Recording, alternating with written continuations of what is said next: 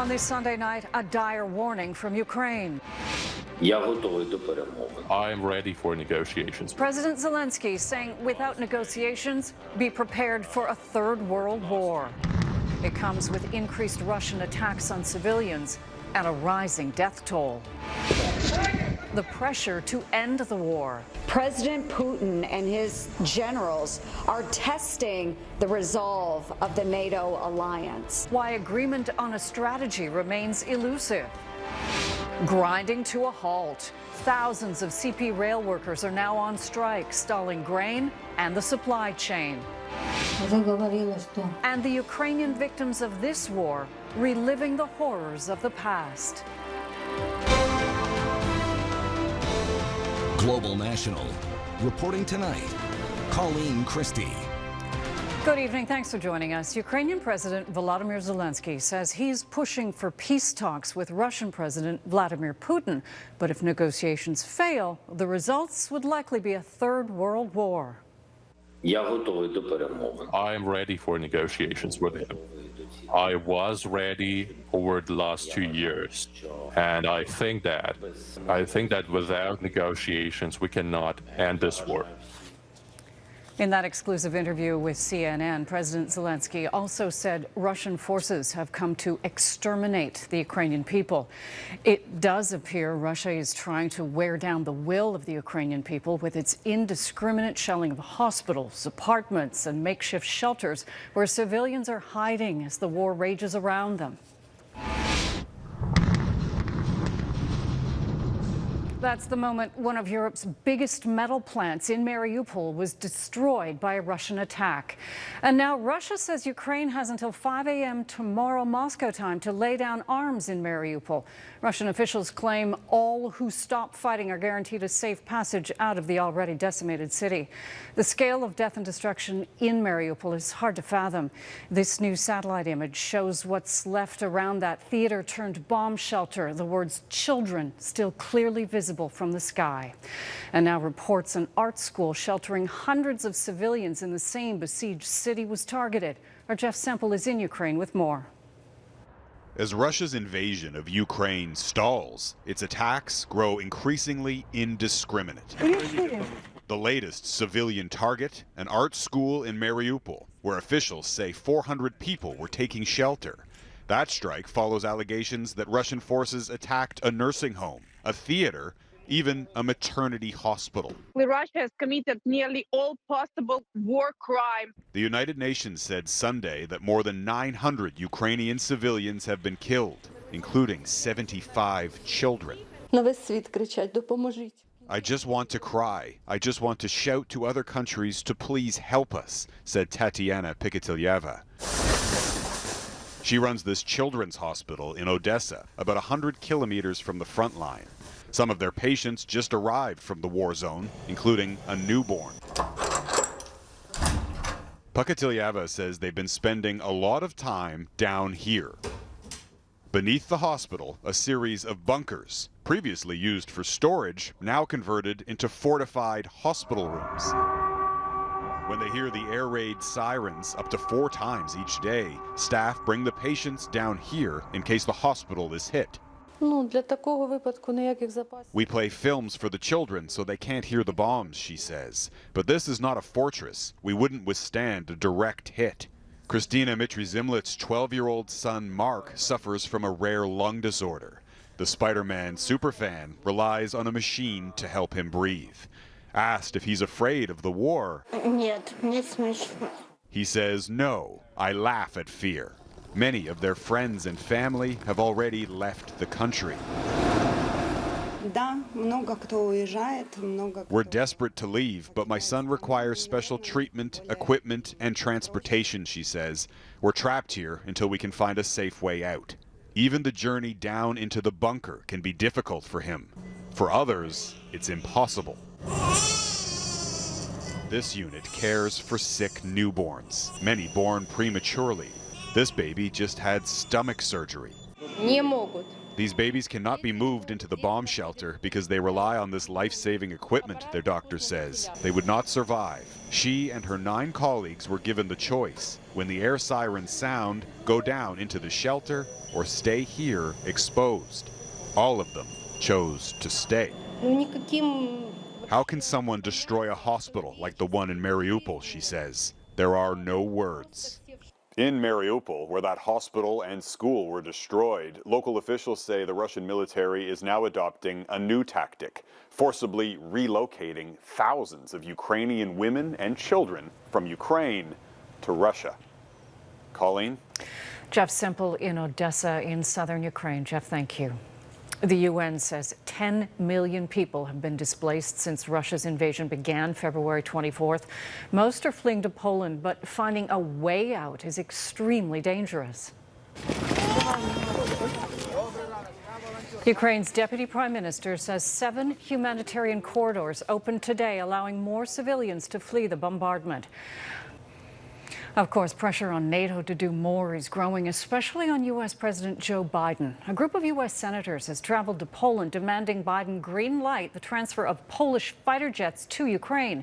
But as Jennifer Johnson reports, there are still no plans to take that step due to fears of escalating the conflict. As Russia's military forges ahead trying to destroy Ukraine city by city, calls are growing louder for the U.S. and NATO to do anything to make it stop before it's too late.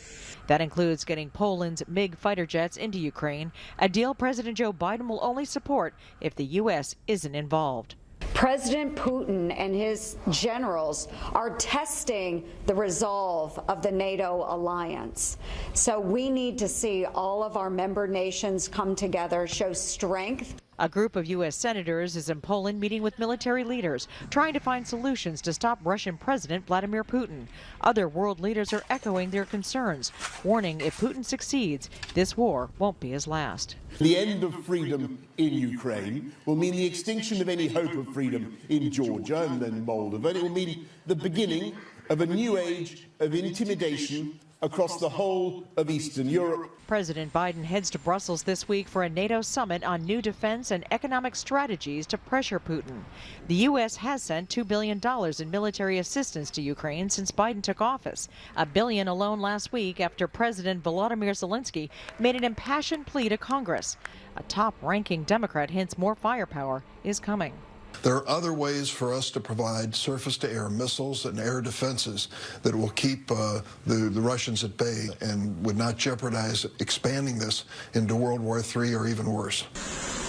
Top U.S. military leaders see Russia targeting more civilians and claiming it has used hypersonic missiles at least twice in Ukraine as indications Putin's military is struggling.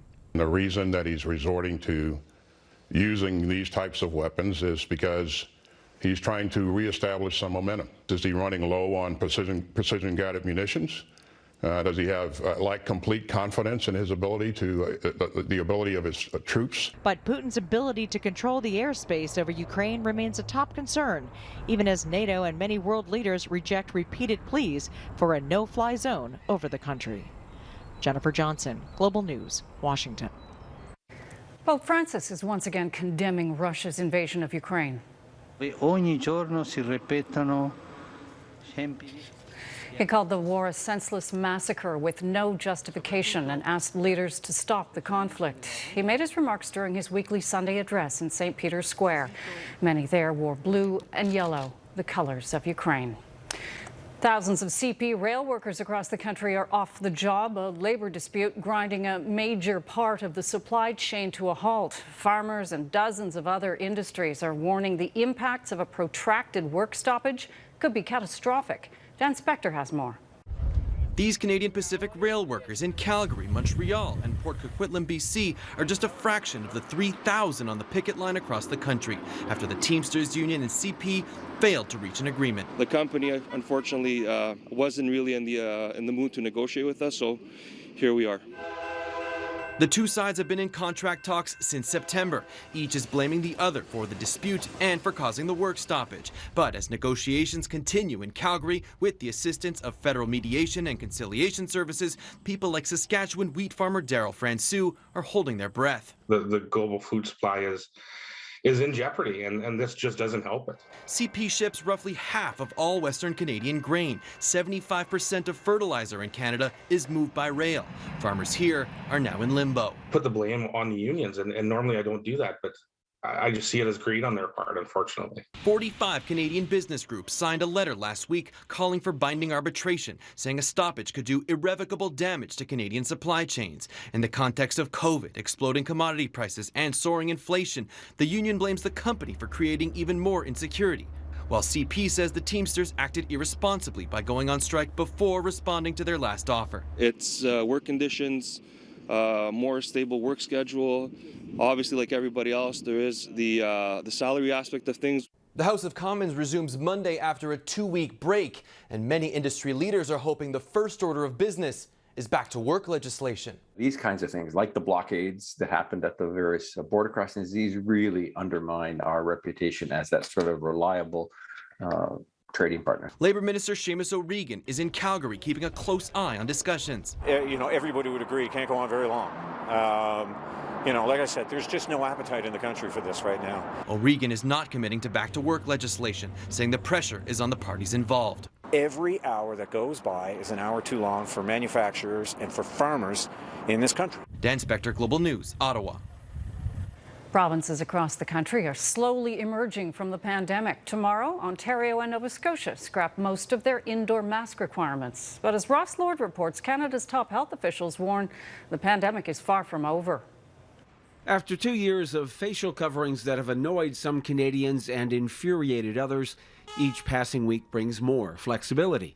It's personal freedom on both sides. Definitely ready to take off that mask. If I go to a large group like a hockey game or something, I'll probably still going to wear a mask, etc. But there's some times that it's nice not to wear a mask, like on a nice sunny day like today.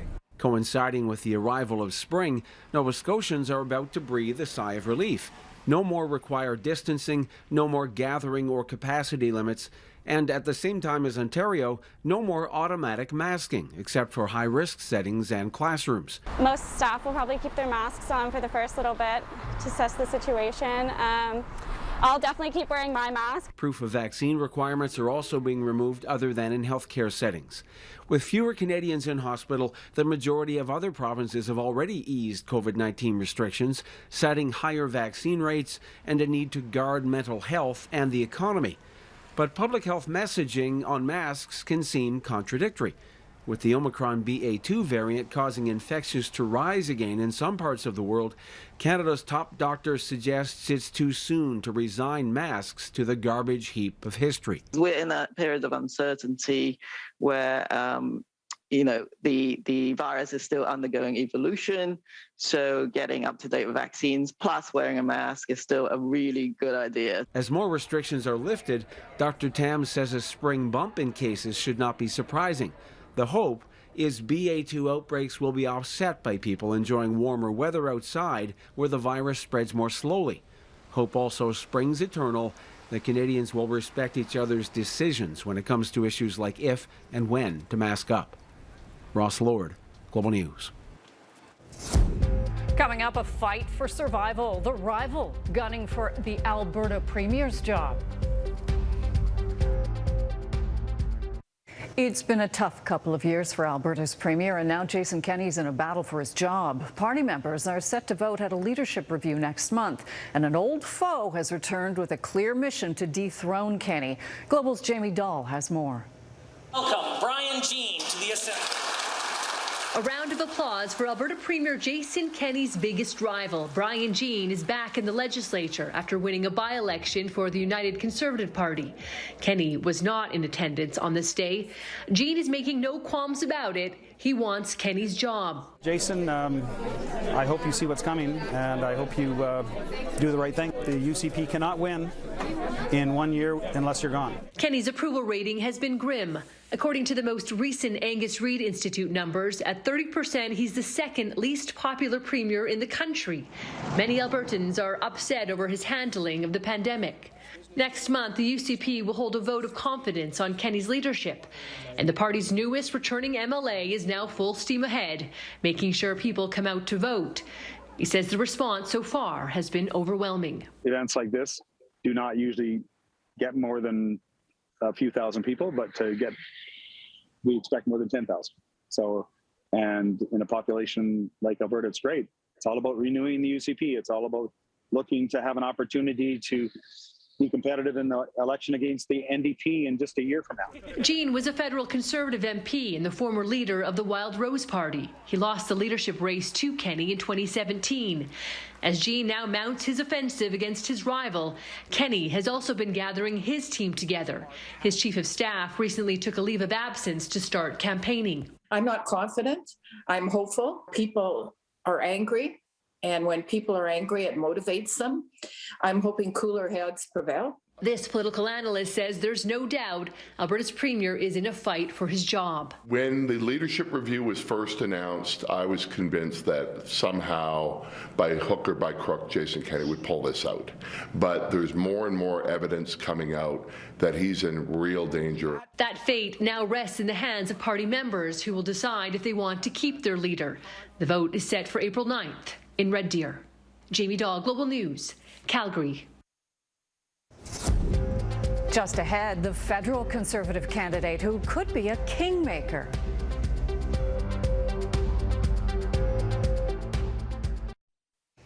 The race to become the next leader of Canada's Conservative Party is growing. Ontario MP Leslyn Lewis has thrown her hat into the ring again.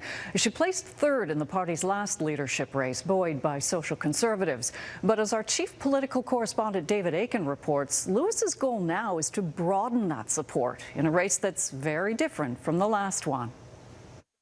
She seemed to come out of nowhere in 2020, finishing a strong third behind Peter MacKay and winner Erin O'Toole.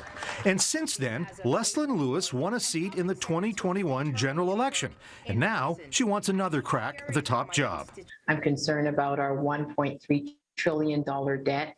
I'm concerned about the divisions and the demonization and just the polarization that I see taking place amongst politicians. In 2020, Lewis's support was heavily concentrated in Western Canada. To win this time, she'll have to expand that base to vote-rich Ontario and Quebec. Her chief challenge in Quebec will be, just as it was in 2020, an inability to speak French. And to party activists like Jan Plante, who is a senior aide to a Harper-era Quebec cabinet minister, speaking both official languages is a non-negotiable requirement for any national leader. How can you win an election? I mean, it's impossible, right? It's just mathematics. It doesn't add up. So there's at least two angles to it. There's one of respect, and there's one that strategically just doesn't make sense. Another challenge? Perceived frontrunner Pierre Poilievre is also likely to be attractive to many of the Western-based social conservatives who backed Lewis in 2020. This Poilievre supporter, who also served as a top aide to Harper-era ministers, believes a Lewis candidacy is very different this time around. You know, now that she's a newly elected MP with a public record, both in her writing and her speeches in the House of Commons and her votes, her campaign is going to need to find a way to create that same buzz or enthusiasm. Now, notably, while Poilievre, Patrick Brown, and Jean Charest have already taken turns attacking each other, no one has taken aim at Lewis. And that's perhaps a quiet recognition that, just like in 2020, one of them may need to win over Lewis's followers to put them over the top when the race concludes in September. David Aiken, Global News, Ottawa. Tragic parallels. Up next, how history is repeating for a Ukrainian who remembers.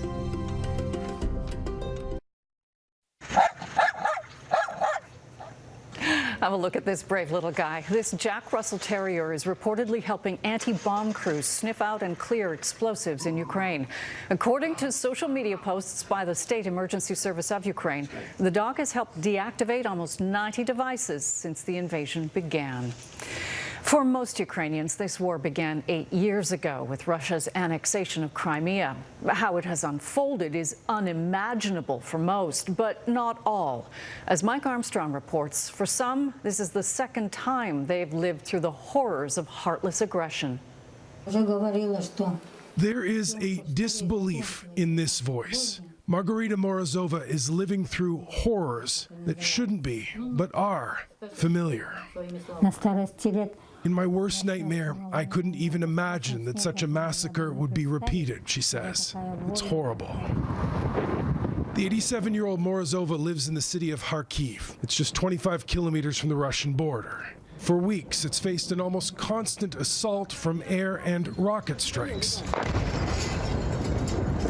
Morozova's family has put plastic up over the windows in case they shatter, and they have a plan when the bombings get too close. They all huddle together in the hallway, although she admits she's not sure it's actually any safer. She says it's what she did as a child, the first time she lived in a city under siege. Morozova was just 7 years old when German soldiers attacked Leningrad, Russia, the city now called St. Petersburg. She tried to escape before the city was encircled, but she and her mother missed a ferry that was hit and sunk as it left. Leningrad was cut off for 872 days. Between the shelling and the starvation, 1.5 million people were killed.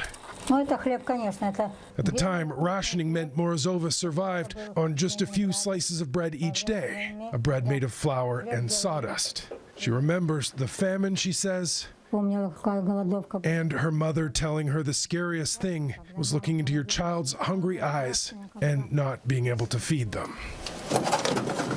Morozova has lived in Ukraine for more than 60 years. She has a daughter in Kharkiv and a son in Russia. That's where that disbelief comes back. The two countries are too close for this. She says their cultures and languages are similar, and she doesn't understand how it's possible. Morozova hopes for a quick end to this war. Buildings can be rebuilt, she says, but people who die can't be brought back. And then there's what the war is creating. Something she calls a disaster, a hatred between neighbors. Mike Armstrong, Global News, Rzeszów, Poland.